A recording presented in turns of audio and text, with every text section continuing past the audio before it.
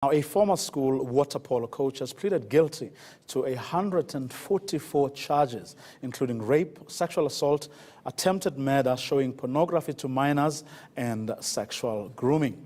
Investigations show that some pupils were scared to even come forward. It's alleged teachers and pupils enforced an unofficial code of silence. For more on this, we're joined by Lamprecht from Women and Men Against Child Abuse, Rees, Mann from South African Male Survivors of Sexual Abuse, as well as lawyer Frieda Scheepers. If I may start with you, Frieda. Well, thanks to all three of you for your time this evening. Frieda, I know this episode has raised quite a number of legal issues, which we're going to explore in a while. But from what you know, and from having dealt with these sorts of issues before, what for you is the kind of environment, shall we say, that sort of contributes to what we've seen at this particular school?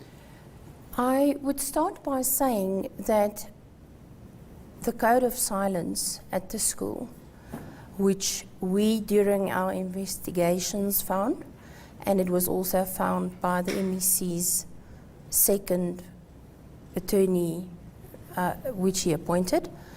The code of silence is there to keep the children silent about the atrocities happening at the school. For instance, they call it the Parktown way. What happens at Parktown stays at Parktown. Snitches get stitches and end up in ditches. If you cry, you die. What happens on camp stays on camp. The moment that child reports it to his parents and the parents complain to the school, the child is picked out and targeted like you won't believe. That is one of the main concerns, is the fact that the children are too scared to speak out because they are scared of intimidation and victimization. Look, how are these codes, like really maintained and promoted? I mean, the things that Frieda was talking about. What are these? How do these networks, work at the school to ensure that there is that veil of secrecy? Well, one of the big things in these cases is the fact that there's a violation of certain boundaries. So, for example, there will be DP put on genitals or penises pushed into faces. And those things come with, for example, quite homophobic, kind of attitudes. It comes with the fact that I don't really have anyone to turn to. If I tell people, I'm the one to blame because it's a shame, why did they pick me? So there's a whole kind of code that goes around the fact that certain kinds of behaviors we don't talk about. If we go back years, there wasn't even a language for this kind of abuse. So you go back to the 80s, people didn't know how to talk about abuse. Certainly men didn't know how to talk about abuse, and certainly about abuse between men. And we still don't talk about sex and sexuality in very constructive ways. Insert that into a system where you've got, for example, a hostel, where the whole system closes in. You get told what time to wake up, what time to sleep, what time to eat, when you can go out, who you can go out with, etc. That total institution becomes a closed unit within the sexual pathology that allows it to continue. Have these methods kind of changed or been refined over time, perhaps to escape scrutiny? I think they've become more entrenched. So, as Luke said, it starts off very subtly in, for example, initiation. And over the years, the initiation takes a different angle and a more acute angle all the time.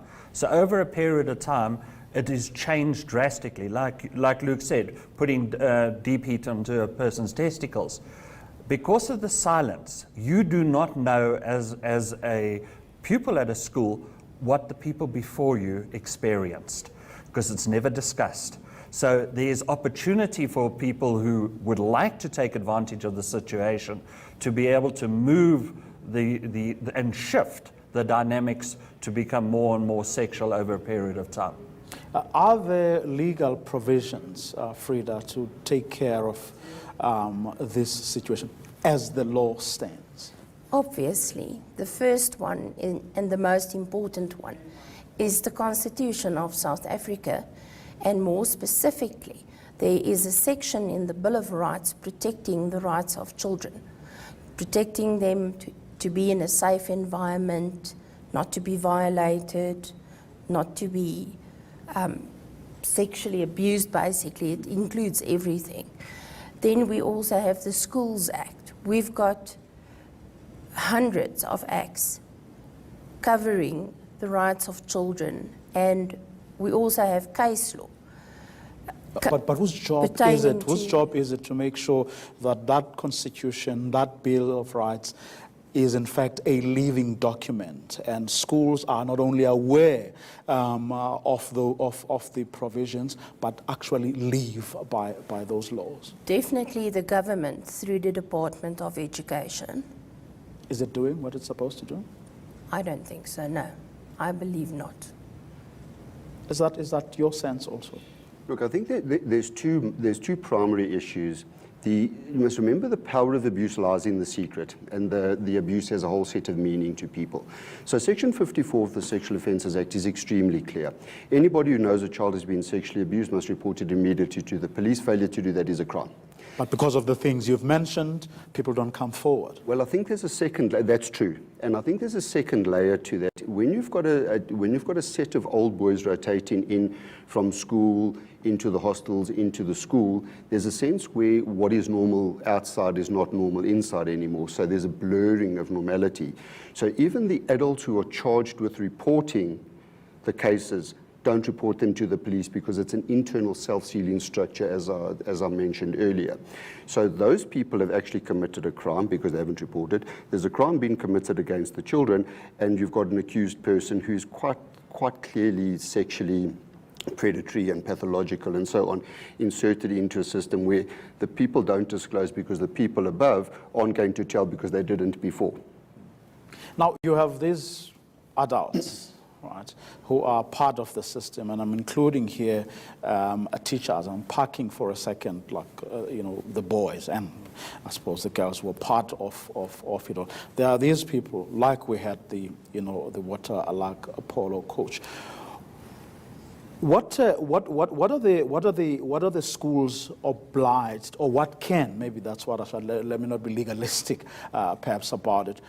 What can the schools do to break those networks, but to hold those people accountable? It took a long time for the water polo coach, for example, to be exposed. What can we build into the system as it currently operates to make sure that those people are not only exposed, but face the might of the law expeditiously?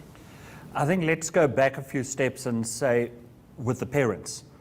It's very important as parents that we have the conversation with the boy child, that we have conversations with the girl child. A lot of boys are never exposed to or never spoken about sexual abuse or anything that can happen to them. And that's why a lot of boys are not coming forward, is because society believes it doesn't happen to boys. So it also starts with the parents being able to have that open communication with their child. For the school, it is, again, it's this culture of silence. So being able to speak up, and like the boys in Parktown who have spoken up, to me are much better men and greater men, and are the heroes of this situation that we're in. But society and the schools and everybody don't look at them like that. I honestly believe they're the heroes. They're better than any sporting hero great that the school has produced. These boys are equal, if not better, because of this, the risk that they took for exposing. And the schools need to, as Luke said, this network is very closed. It's a very closed network. So you need to make sure that the teachers are, again, the teachers who are pupils, and then became old boys, and then became that. It's like a secret society, virtually like, as Luke once mentioned, like the Freemasons. It's a secret society. What happens there stays in there, and we're going to have to allow and accept that young boys can speak out. Also, I suppose a school going out of its way to actually, hide this or pretend, it didn't happen, or to even, because when one looks at the first report, for example, in the particular case we are talking about, Parktown, and you look at the first report versus the second report, you're like, but it does appear like someone went out of their way to actually obscure the facts, to really push this, under the carpet. And then in those instances, how do we as a society or as a nation then say none of this should ever happen again? Well, I can just confirm what Rees has said, and that is that the children must speak to their parents and their parents must speak to them about speaking out. Let's say this person, because that's like a bigger and wider sort of societal problem. It's not only confined to the particular issue we're talking about. There is that problem generally in our society. But how do we then compel schools to actually make sure that they don't do what I believe happened in the Parktown instance? I can mention that we have been at the reading of the Harrison-Eupen report.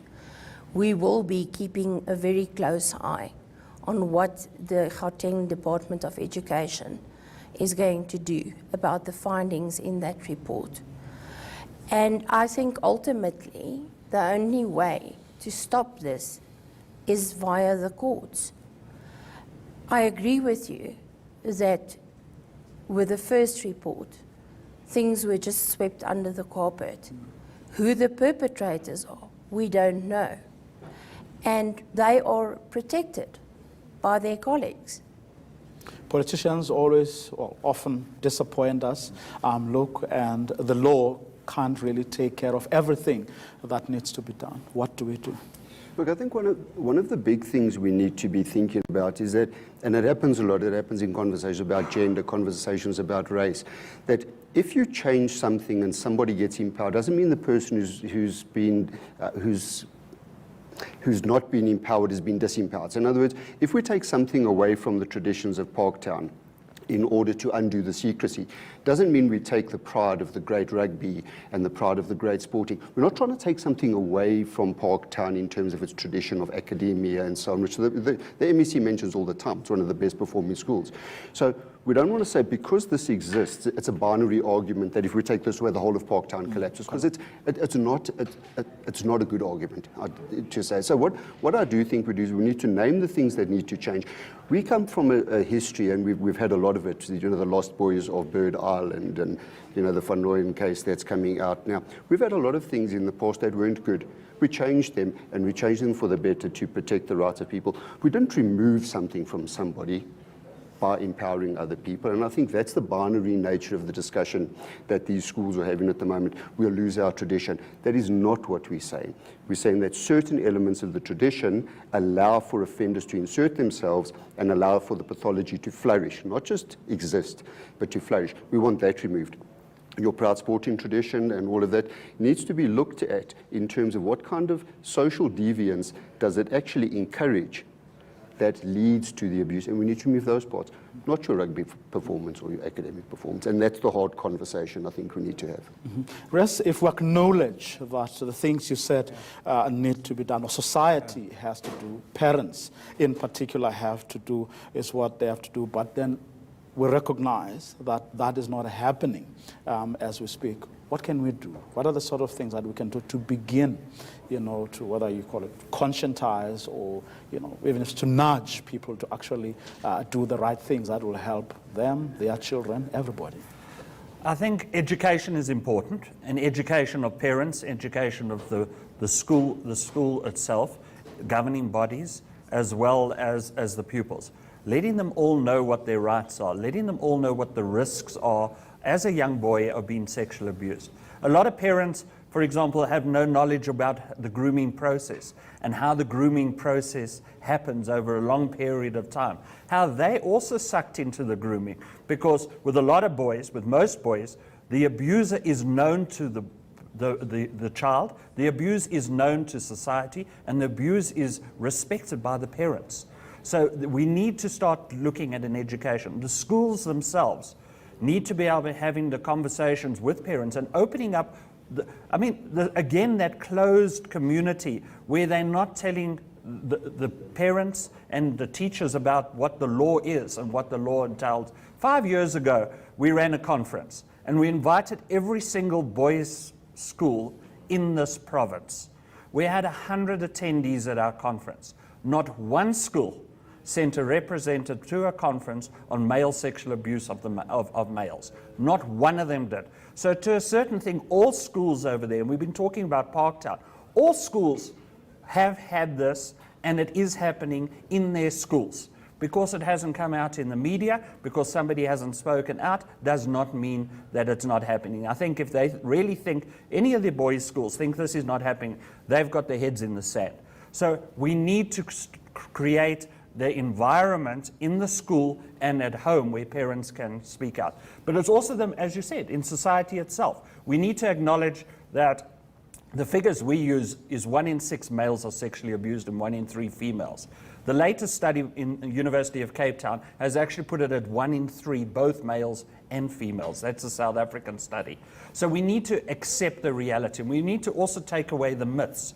And a lot of the myths behind sexual abuse of males actually stops males coming forward either later on in life. So for example, CSI, they always say, oh, we're looking for a 35-year-old single male who was sexually abused because now we're looking for the predator.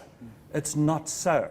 It's not so. And then you get other, because this is now in society, we start believing it. So people start believing that if you were sexually abused, you're going to actually become an abuser. An abuser yourself. Can you imagine if all the women who were sexually abused in South Africa become abuser? We'd have a society where everybody would be abused. Even more reason we should be having more of these conversations. Thanks to all three of you for coming through. Thank you. This evening. Luke Lamprecht from Women and Men Against Child Abuse. Rees Mann of South Africa, Male Survivors of Sexual Abuse, as well as lawyer Frieda Scheepers.